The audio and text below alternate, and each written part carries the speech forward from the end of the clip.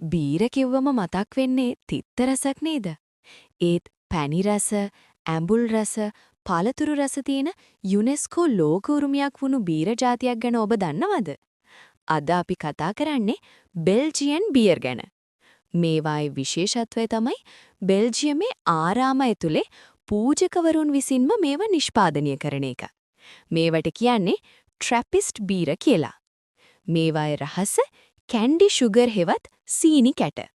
මේ සීනි නිසා බීර එකේ සැර ගොඩාක් වැඩි වෙනවා. හැබැයි පුදුමේ කියන්නේ මේ සීනි නිසාම බීර එකේ සැරගතිය වැහිලා බොන්න හරිම ලේසි. අන්න එතනයි ලොකුම අවදානම. නොදැනුවත්වම ඉක්මනටම විෂ වෙන්න පුළුවන්.